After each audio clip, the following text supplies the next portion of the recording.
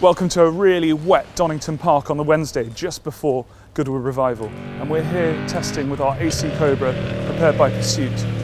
We've got two very special drivers for this weekend. Unusually it's not going to be me in the car, but we've got none other than Jenson and Alex Buncombe.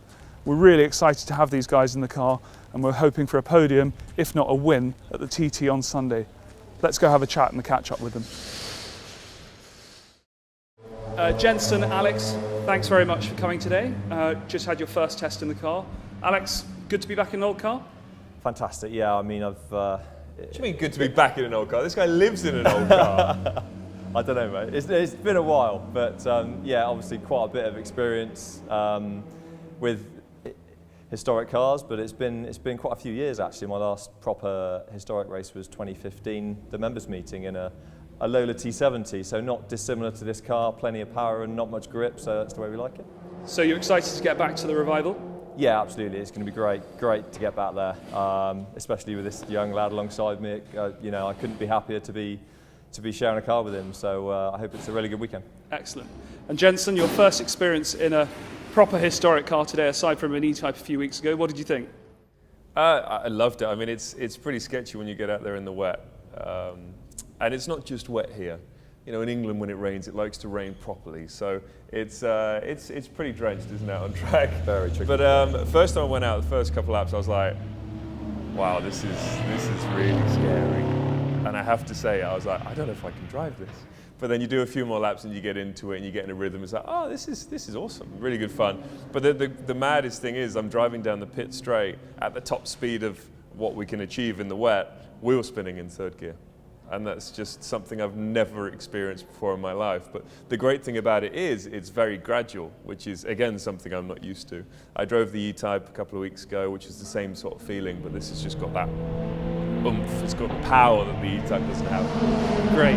And so the Goodwood Revival will be your first ever historic race event. Why Goodwood Revival and why now? So this isn't just my first classic car race or first race at the Revival. I've never been to the Revival before, so I'm really looking forward to it. I bought loads of clothes because I'm fully up for dressing up. Love it. But yeah, I'm really excited about pushing the Cobra to its limits, hopefully through turn one. That one is the one for me that's most exciting. I don't know the name of it, but as you get, there's a little bump on the exit, so I'm already going through that in my mind to miss that bump. But no, really excited, and also sharing a car with Al. I shared a car with his brother, Chris, last year, and that's why I'm wearing this suit, or why I have this suit when we shared a car, and now it's nice to share a car with you, buddy. Yeah, absolutely. So will this be the first time that you guys have ever shared a race car full stop? Yes, the first time I've only shared a racing car with a handful of people, because I've only done endurance racing in Japan, and once at Le Mans. So yeah, this is kind of new to me, and I really enjoy the teammate, the camaraderie, the sharing of a car, because you're setting it up together, and you want your teammate to be quicker than you, because it means that, you know, you think you're going to do a good job, and you hope that he's a bit quicker than you. So it's a perfect scenario. And then in terms of car to share the Cobra, do you think that's going to be the car to have on the grid at Goodwood this weekend? Well, having watched the previous years, it certainly seems the car to be in. You know, it's a very close match with the lightweight E-Type. So I know we've got a good car behind us, and it's been prepared well, I'm sure. So Jenson, just moving on to your recent ventures with Radford then, you've got a bit of a presence there this weekend?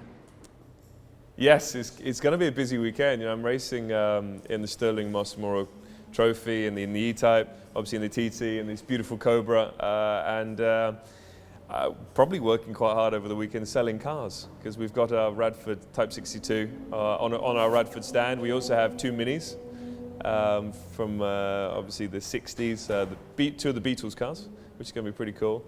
And we think it's we're not sure whether we have the Rolls-Royce Radford or the Shooting Brake DB5 Radford, so we're not sure which one's going to be on the stand yet. But big stand, it should be a lot of fun. It's in the Earls Court area, so I'll be spending a bit of time over there. But yeah, running backs and forwards, jumping in cars, and I'm just really looking forward to it. It seems like a really fun family event. And I've watched the races for the last 5 years in every category, and it's just yeah, so much fun to watch. To see them all drifting through the corners, that flow of drift is something you just don't get in modern racing. It's great to see that you've got a real enthusiasm for the old cars, and obviously with the brand that you've got a huge involvement with now, seems like you're here to stay. Are there any other historic events that you're looking to do in the future apart from Goodwood?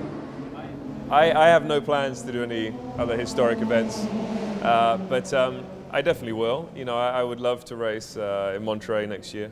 That's an aim.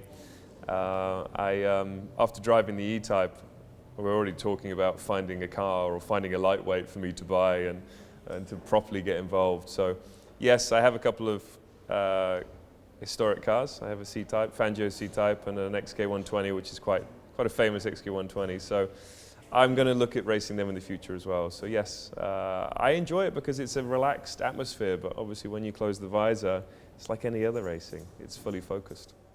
And as a final question, aside from asking who do you think is going to be quicker out of you two, it sounds like you've got such a huge enthusiasm, as I said, for historic racing, but that's quite unusual for a retired Formula One driver. What do you think the difference is between you and other guys that have been in the same position as you, who we haven't seen at events like Goodwood in the past, and we can hear that you're going to be here to stay? What's the difference?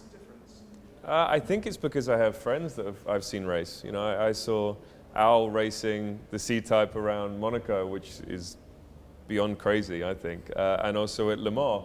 And I've got other friends that have raced, so many friends that have raced at the Revival before, in minis and all sorts of different things. So I guess it's because my eyes have been open to it, really, and it's that kind of feeling that it's a relaxed atmosphere. You all go there to win, obviously, but it's what you're doing out of the car as well that's important. In a Formula One race, you don't really see the other drivers. You're in the engineering office the whole time, and it's nice to have that atmosphere that you get from races like the Revival. Great. Well, thanks very much, guys.